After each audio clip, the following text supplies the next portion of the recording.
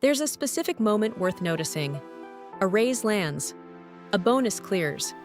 The last credit card payment finally goes through, and the balance reads 0. For a few days, everything feels lighter. Then, almost without announcement, it doesn't. Most people assume financial pressure eases in a straight line. Income goes up, debt goes down, relief follows. But if you track it closely, the timeline looks different. The tightest stretches often begin right after the good news, not before it. The common explanation is discipline.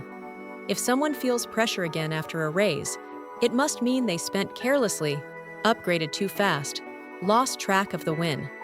That explanation is comfortable because it keeps the story simple. Better behavior would have preserved the gain. But watch what actually happens in the weeks after income improves, and the pattern looks less like carelessness and more like structure quietly reorganizing itself around the new number. The apartment search starts almost immediately, not because the old place became unlivable, but because it now looks affordable in a way it didn't the month before. The car with the check engine light stops feeling worth repairing. A shared expense, a roommate, a shared plan, a secondhand purchase, gets replaced with something more independent, more comfortable, more deserved. None of these decisions feel reckless in the moment. Each one feels proportionate to the improvement that just happened. This is where the system becomes visible, one layer at a time. The first layer is the visible outcome.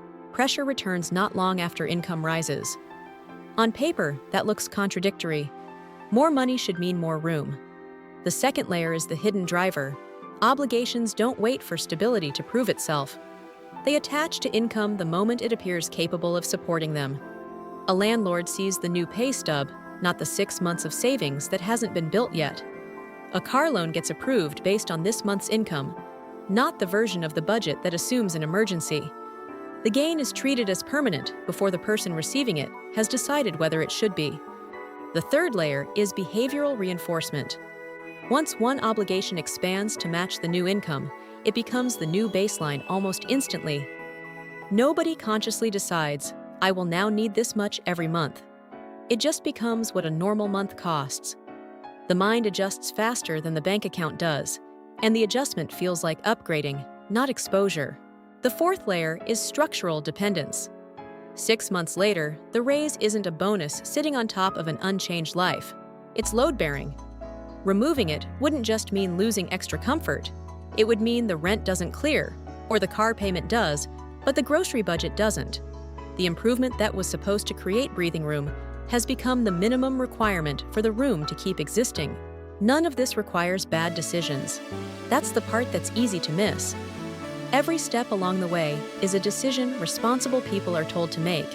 Move somewhere safer, replace an unreliable car, stop depending on a roommate, invest in stability.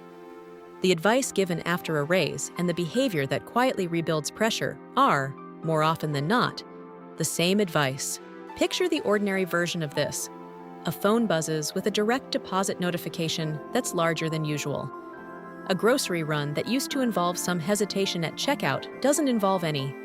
A subscription that got paused during a tighter month gets reactivated without a second thought. A friend mentions a nicer gym, a better neighborhood, a faster commute. And for the first time in a while, it seems possible. Each of these, alone, is small. Together, over a few months, they form a floor that's higher than the one before. And floors, unlike ceilings, are hard to lower once people are standing on them. The consequence isn't collapse.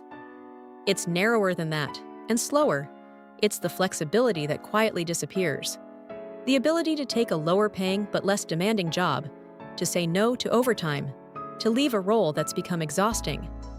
It's the mental fatigue of realizing that the raise that was supposed to create options has instead created a new, slightly heavier version of the same tightness that existed before, just with better furniture. The relief people expect from financial improvement rarely arrives on schedule, because the obligations expand at close to the same speed as the income that was meant to outpace them. This is also why the pressure after improvement often feels more disorienting than the pressure before it. Earlier financial strain has a clear villain: not enough money. This version doesn't. The income is objectively higher. The math, on paper, improved. So the tightness that returns feels like a personal failure instead of a structural one, which makes it harder to name and harder to explain to anyone watching from the outside. None of this is confined to raises. Debt payoffs work the same way. The freed-up monthly payment rarely sits unclaimed for long. Windfalls work the same way. Inheritance, a sold asset, a stimulus check. Money that was supposed to create distance from pressure instead becomes the thing that funds the next commitment. The pattern isn't about the source of the improvement. It's about how quickly life reorganizes around whatever ceiling just moved. If comfort and obligation consistently expand at the same pace, then is financial progress ever actually experienced as progress, or only ever as a slightly wider version of the same tightness, permanently one step ahead of arrival? Finance Simplified explores the systems shaping modern financial life.